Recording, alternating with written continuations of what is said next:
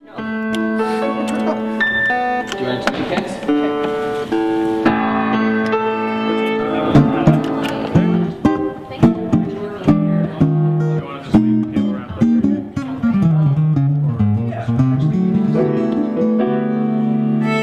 Nice. Ship walk too.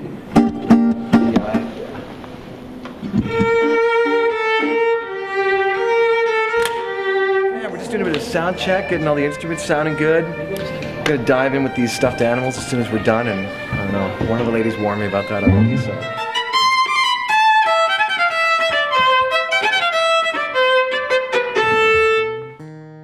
So we're here to celebrate Christmas, but in doing that, we want to celebrate the military.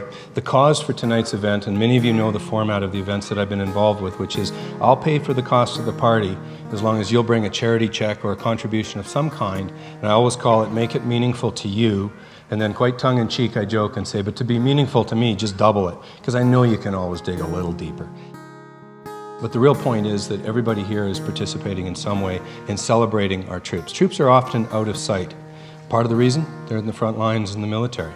They're out of sight working. They're working 24/7. And so they're sometimes out of mind, again, out of sight. So what we're doing here with the Calgary Veterans Food Bank is celebrating the veterans who have served for our country. And remember that anyone serving in uniform, whether it's military or many others, is risking their lives, ultimately risking the ultimate sacrifice in terms of making sure, and I love one of my favorite lines is, freedom is not free.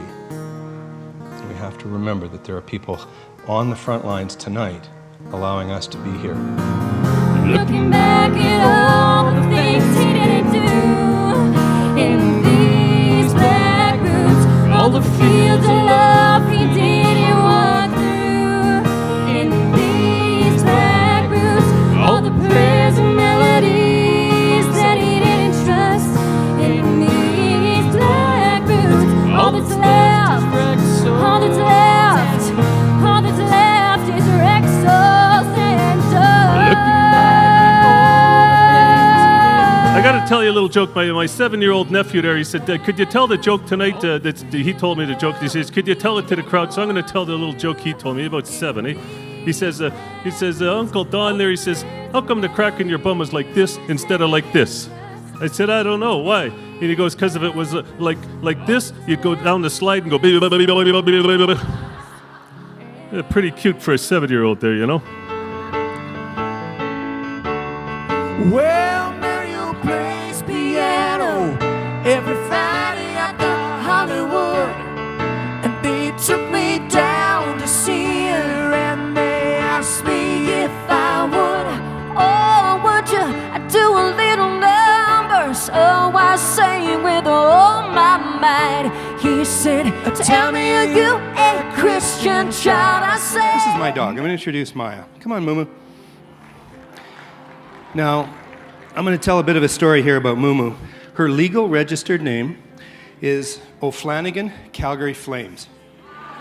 This is honest to God truth. She was born over in Sweden, and she is a flat-coated retriever. She's about 10 years old right now.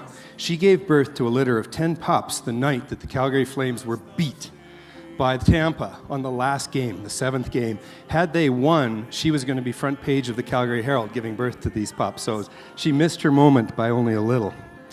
Now, the real touching part of this, and it's absolutely a wonderful story in a bizarre way, she was diagnosed with an incurable cancer on the 1st of August, and she was given 2 months to live. But if you look at this dog, this is not a dog with 2 months to live.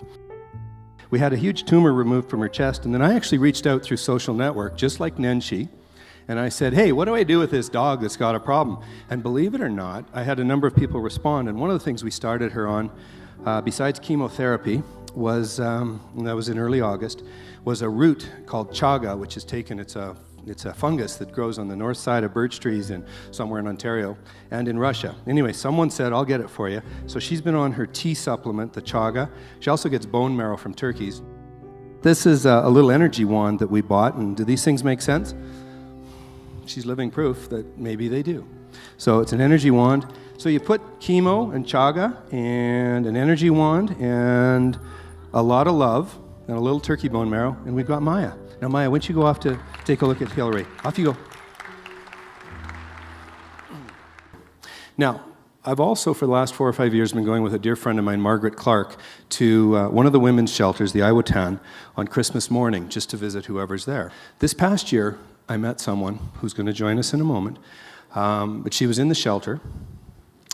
She was one of the few mums that was there when we were putting the guitar on, and we were playing a few Christmas songs. I heard the voice and said, you know, I know you don't know anything about me, I know you don't know anything about this concert we do, but I'd love it if you would consider coming and joining us. Jay Chantler. I'm Jay Chantler. I'm singing tonight. I'm so excited.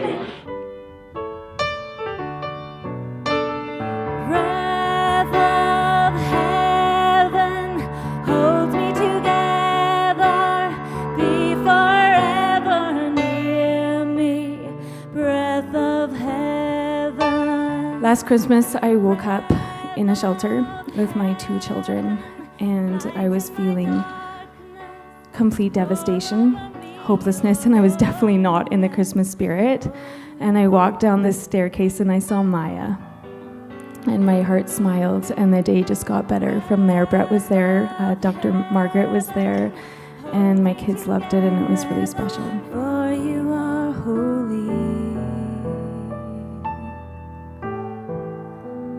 Breath of heaven,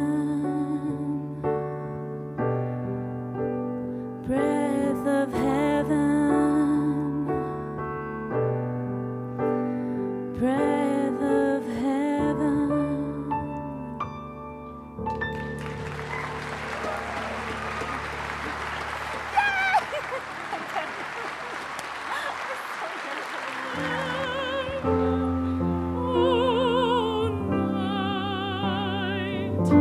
When Christ was born,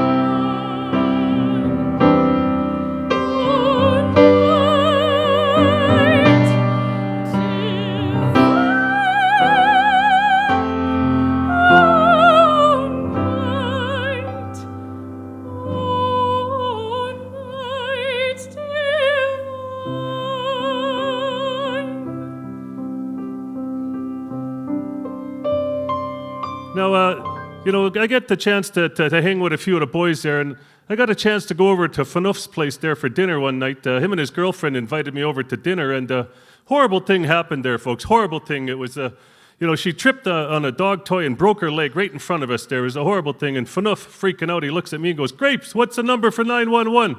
Cute kid, not too smart, you know. He can't even spell PhD, the poor kid, you know.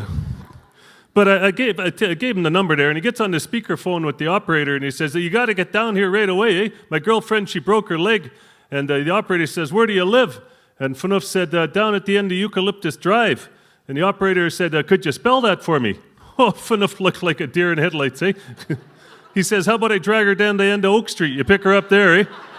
Rudolph the red-nosed reindeer had a very shiny nose, and if you ever saw it, you would even say it glows.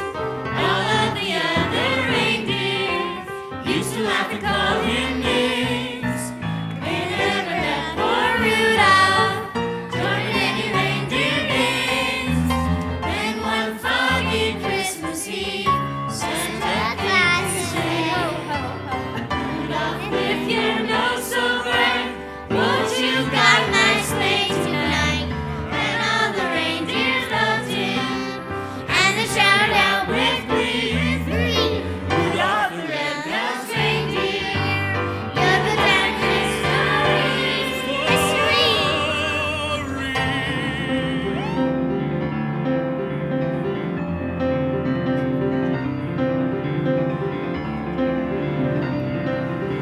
In Bethlehem in Israel, this blessed babe was born, and laid within a manger upon this blessed morn. To which his mother Mary did nothing take in scorn. Old tidings of comfort and joy, old tidings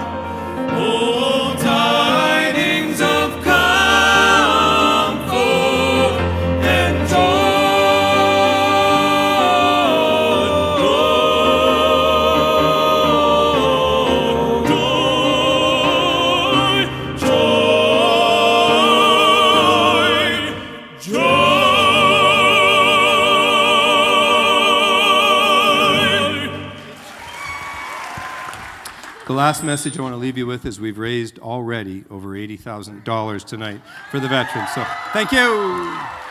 And good night. Drive safe. We'll see you again in another year.